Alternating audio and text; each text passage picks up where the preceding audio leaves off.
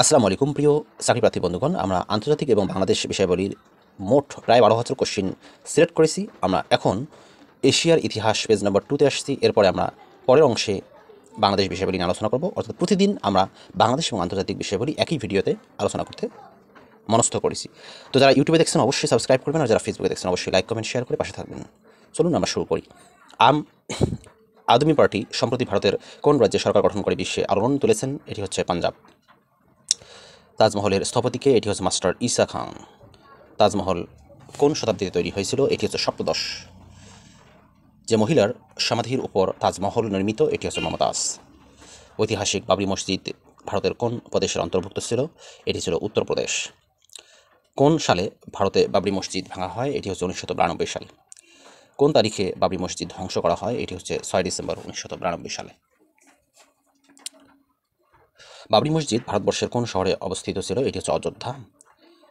ভারতের কোন প্রদেশে অজন্তা ও ইলোরা গুহাদয় অবস্থিত? এটি হচ্ছে মহারাষ্ট্র। ভারতের প্রথম লোকসভা গঠিত হয় কবে? এটি হচ্ছে 1952 সালে। ভারতের লোকসভায় সরকার গঠন করতে ন্যূনতম আসনের প্রয়োজন 272। ভারতের লোকসভার সদস্য সংখ্যা কত? এটি হচ্ছে 543। ভারতীয় লোকসভার নির্বাচিত সদস্য সংখ্যা কতটি? 543। ভারতের মোট অঙ্গরাজ্য সংখ্যা? এটি হচ্ছে 28টি। ভারতের নবীনতম রাজ্য কি? এটি হচ্ছে তেলেঙ্গানা। ভারতের 28তম রাজ্য তেলেঙ্গানা। ভারতের কনিষ্ঠতম রাজ্য তেলেঙ্গানা কোন রাজ্যের অংশ ছিল? এটি অন্ধ্রপ্রদেশ। ঝাড়খণ্ড ভারতের কততম প্রদেশ? এটি হচ্ছে 27তম। ভারতের 28তম রাজ্য কোনটি? এটি তেলেঙ্গানা। সেভেন সিস্টার্স কি? এটি ভারতের 7টি অঙ্গরাজ্য। ভারতের কোন অঞ্চলের 7টি প্রদেশকে একত্রে সেভেন সিস্টার্স বলা হয়? এটি হচ্ছে উত্তর পূর্বাঞ্চল।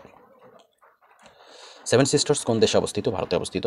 ভারতের সেভেন সিস্টার্স রাজ্যসমূহের অন্তর্ভুক্ত নয়, এটি হচ্ছে কেরালা। ভারতের কোন রাজ্যের রাজধানী ইসফল? এটি হচ্ছে মণিপুর। চিকেন নেক কোনটি? এটি হচ্ছে শিলিগুড়ি করিডোর। ভারতের পশ্চিমবঙ্গের আইনসভার নাম? এটি হচ্ছে বিধানসভা।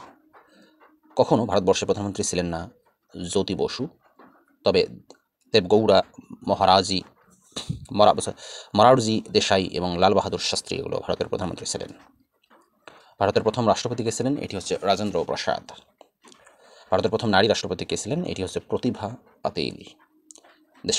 দেশ ভালো হয় যদি দেশের বিশ্ববিদ্যালয়গুলো ভালো হয় বলেছিলেন পণ্ডিত নেহেরু। ব্ল্যাক ক্যাট কোন দেশের কমান্ডো বাহিনী? এটি হচ্ছে ভারতের। টাইগার হিল কোথায়? এটি হচ্ছে দার্জিলিং। সিটি অফ জয় চলচ্চিত্রে কোন নগরীর দীনতা প্রকাশ পেয়েছে? এটি হচ্ছে কলকাতা। মুসলিম বিশ্বের প্রথম মহিলা প্রধানমন্ত্রীকে? এটি হচ্ছে Benazir Bhutto. Daughter of the East বলা হয় কাকে? এটি বেনজির ভুট্টোকে। ডটার অফ দি ইস্ট বইটি লিখেছিলেন বেনজির ভুট্টো। জেনারেল পারভেজ মোশাররফ কবে ক্ষমতায় আসেন? এটি হচ্ছে 1999 সালে। কোন দেশটি মেমোগেট কেলেঙ্কারির সঙ্গে যুক্ত? এটি হচ্ছে পাকিস্তান। পাকিস্তানের প্রথম প্রেসিডেন্ট কে ছিলেন? এটি হচ্ছে ইস্কান্দার মির্জা। বৌদ্ধ সভ্যতার জন্য বিখ্যাত তক্ষশিলা অবস্থিত পাকিস্তানে। সোয়াত উপত্যকা কোন দেশে অবস্থিত? এটি হচ্ছে পাকিস্তানে। প্রথম আফগান যুদ্ধ সংঘটিত হয় 1839 সালে। আফগানিস্তান থেকে রাজতন্ত্র উৎখাত হয়ে প্রজাতন্ত্র প্রতিষ্ঠিত হয় 1973 সালে। যে শহরটি আফগানিস্তানের মধ্যে অবস্থিত নয়, এটি হচ্ছে কোয়াটা। তবে মনে রাখতে হবে হেরাত, কান্দাহার, মাজার ই শরীফ এগুলো হচ্ছে আফগানিস্তানের মধ্যে অবস্থিত। আফগানিস্তানের সীমান্তবর্তী বৃহত্তম দেশ কোনটি? পাকিস্তান। কয়টি দেশের সাথে আফগানিস্তানের অভিন্ন সীমান্ত রয়েছে? এটি হচ্ছে 6টি। মধ্য এশিয়ার কোন দেশটির সঙ্গে আফগানিস্তানের সীমান্ত নেই? এটি হচ্ছে কাজাকিস্তান। তবে তুর্কমেনিস্তান, তাজিকিস্তান, উজবেকিস্তান এগুলো রয়েছে, কাজাকিস্তানের নেই। এশীয় উন্নয়ন ব্যাংকের এডিবি নতুন প্রেসিডেন্ট? এটি হচ্ছে মাসাত সুগ্গু আসাকাওয়া। আফগানিস্তানের প্রবীণ নেতাদের সংগঠনের নাম? এটি হচ্ছে লয়া জিরগা। পৃথিবীর সর্বোচ্চ বৌদ্ধ মূর্তিটি কোথায় অবস্থিত ছিল? এটি হচ্ছে আফগানিস্তানে। এরই মাধ্যমে আমাদের আন্তর্জাতিক বিষয়াবলীর এশিয়া ইতিহাস পেজ নাম্বার 2 গেল। এরপরে আমরা বাংলাদেশ বিষয়াবলী নিয়ে আলোচনা করব। চলুন সামনে এগিয়ে যাই। বাংলাদেশ জাতীয় বিষয়াবলীর পেজ নাম্বার 6। ভারতীয় উপমহাদেশে প্রথম কখন ও কার আমলে ডাক সার্ভিস চালু হয়? এটি হচ্ছে শেরশাহ। ভারতবর্ষে ঘোড়ার ডাক এর প্রচলন করেন? এটি শেরশাহ। ভারত উপমহাদেশের ডাক ব্যবস্থার প্রবর্তককে? এটি হচ্ছে শেরশাহ। বাংলাদেশের ঘোড়ার ডাকের প্রচলন করেন কে? এটি হচ্ছে শেরশাহ। গ্র্যান্ড ট্রাঙ্ক রোড এর নির্মাতা? এটি হচ্ছে শেরশাহ। বিখ্যাত গ্র্যান্ড ট্রাঙ্ক রোডটি বাংলাদেশের কোন অঞ্চলে থেকে শুরু হয়েছিল? এটি হচ্ছে নারায়ণগঞ্জ জেলার সোনারগাঁও থেকে। কবুলিয়ত ও পাট্টা প্রথার প্রবর্তক এটি হচ্ছে শের শাহ। বাংলার প্রথম মুসলিম বিজেতাকে এটি হচ্ছে বখতিয়ার খলজি। বাংলায় মুসলিম শাসন আধিপত্য বিস্তারের সূচনা করেন এটি হচ্ছে মোহাম্মদ বখতিয়ার খলজি। ইখতিয়ার উদ্দিন মোহাম্মদ বখতিয়ার খলজি বাংলা জয় করেন কোন সালে? এটি হচ্ছে 1204 সালে। বাংলায় মুসলিম শাসন কোন শতাব্দীতে প্রতিষ্ঠিত হয়? এটি হচ্ছে ত্রয়োদশ শতাব্দী। মোহাম্মদ বখতিয়ার খলজি কোন শতাব্দীতে বাংলাদেশে আসেন? এটি হচ্ছে ত্রয়োদশ। ইতিহাস বিখ্যাত সেনানায়ক ইখতিয়ার উদ্দিন মোহাম্মদ বিন বখতিয়ার খলজি কোন দেশের নাগরিক ছিলেন? এটি হচ্ছে আফগানিস্তান। দিল্লির ঐতিহাসিক জিয়াউদ্দিন বারানি বাংলার নাম দিয়েছিলেন বুলগাখপুর, যার অর্থ হচ্ছে বিদ্রোহের নগর। রিয়াজ আজ সালাতিন এটা কি ধরনের গ্রন্থ? এটি হচ্ছে ঐতিহাসিক গ্রন্থ। গৌর গোবিন্দ যে অঞ্চলের রাজা ছিলেন এটি হচ্ছে সিলেট। হযরত শাহজালাল রহমতুল্লাহি আলাইহি কোন শাসককে পরাজিত করে সিলেট আজান ধ্বনি দিয়েছিলেন? গৌর গোবিন্দ। হযরত শাহজালাল রহমতুল্লাহি আলাইহি কোন দেশের অধিবাসী ছিলেন? ইয়েমেন। ইয়েমেন থেকে আসা কোন দিনের ও মুজাহিদের দরবারি বাংলাদেশে সংরক্ষণ করা আছে? এটি হচ্ছে শাহজালাল রহমতুল্লাহি আলাইহি। বাংলার প্রথম মুসলমান সুলতান কে ছিলেন? এটি হচ্ছে বখতিয়ার খলজি। বাংলার প্রথম স্বাধীন সুলতান কে ছিলেন? এটি হচ্ছে ফখরুদ্দিন মোবারক শাহ। বাংলা স্বাধীন সুলতানি শাসন প্রতিষ্ঠা করেন কে? এটি হচ্ছে ফখরুদ্দিন মোবারক শাহ। কোন শাসকের সময় থেকে সমগ্র বাংলা ভাষাভাষী অঞ্চল পরিচিত হয়ে ওঠে বাংলা নামে? এটি হচ্ছে বাংলাহ নামে। এটি শামসুদ্দিন ইলিয়াস শাহ। প্রাচীন বাংলার সবগুলো জনপদই একত্রে বাংলা নামে পরিচিত লাভ করে কার আমল থেকে? এটি হচ্ছে সুলতান শামসুদ্দিন ইলিয়াস শাহ।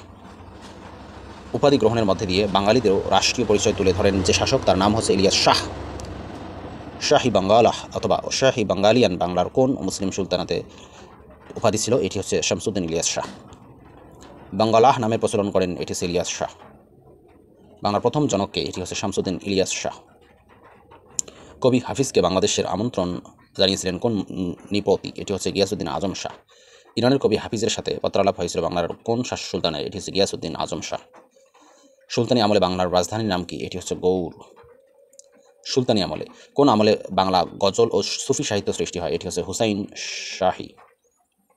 শ্রী চৈতন্যের আবির্ভাব ঘটেছিল যে সুলতানের শাসনামলে? এটি হচ্ছে আলাউদ্দিন হুসাইন শাহ। গৌড়ের সোনা মসজিদ কার আমলে নির্মিত হয়? এটি হচ্ছে হুসাইন শাহ। ফ্রান্সের রাজা চতুর্দশ লুই এর ন্যায় কোন সুলতান ঘোষণা করেন আমি রাষ্ট্র? এটি হচ্ছে আলাউদ্দিন খলজি। ফ্রান্সের লুই বলেছিলেন আমি রাষ্ট্র, এখানে আলাউদ্দিন খলজিও বলেছিলেন আমি রাষ্ট্র। ইবনে বতুতা কোন দেশের পর্যটক? এটি হচ্ছে মরক্কো। কার রাজত্বকালে ইবনে বতুতা ভারতে আসছিলেন? এটি হচ্ছে মোহাম্মদ বিন তুগলক। ইবনে বতুতা কার শাসনামলে বাংলায় আসেন? এটি হচ্ছে ফখরুদ্দিন মোবারক শাহ। বিখ্যাত পর্যটক ইবনে বতুতা কত সালে সোনারগাঁও ভ্রমণ করেন? এটি হচ্ছে 1346 সালে। মধ্যযুগে কোন বিদেশি পরিব্রাজক প্রথম বাঙ্গালা শব্দ ব্যবহার করেন? এটি হচ্ছে ইবনে বতুতা। ইবনে বতুতা গ্রন্থের নাম? এটি হচ্ছে রিহেলা। কোন ব্যক্তি বাংলাদেশকে ধন সম্পদপূর্ণ নরক বলে অভিহিত করেছেন? এটি হচ্ছে ইবনে বতুতা। ইবনে বতুতা বাংলায় কার সাথে সাক্ষাতের উদ্দেশ্যে এসেছিলেন? এটি হচ্ছে হযরত শাহজালাল রহমতুল্লাহি আলাইহি। বাংলাদেশে 12 ভূঁইয়ার অভ্যুত্থান ঘটে, এটি হচ্ছে আকবরের সময়। বাংলার জমিদারগণ মুঘল শাসনের বিরুদ্ধে প্রতিরোধ গড়ে তোলেন, এদেরও সংখ্যা নির্দিষ্ট করা প্রায় অসম্ভব, তারা পরিচিত ছিলেন 12 ভূঁইয়া নামে। বাংলার ভাটি অঞ্চলের শাসক ঈসা খাঁ এর জীবনকাল হচ্ছে 1529 থেকে 1599। ঈসা খাঁর রাজধানীর কোথায় অবস্থিত? এটি হচ্ছে সোনারগাঁও। বাংলার রাজধানী হিসেবে সোনারগাঁওয়ের পত্তন করেছিলেন কে? এটি হচ্ছে ঈসা খান। কোন মুঘল সম্রাটের সময় বাংলা বিজিত হয়? এটি হচ্ছে জাহাঙ্গীর। 11 সিন্দুর গ্রাম এর নামকরণের কারণ হলো পূর্বে সেখানে 11টি নদীর সংযোগস্থল ছিল। এর মাধ্যমে আমাদের আজকের এই ক্লাসটি এখানেই শেষ হলো। ইনশাআল্লাহ নেক্সট ক্লাসে আমরা ভিন্ন কোনো বিষয় নিয়ে আবার আলোচনা করব। সে পর্যন্ত ভালো থাকবেন, সুস্থ থাকবেন। আসসালামু আলাইকুম।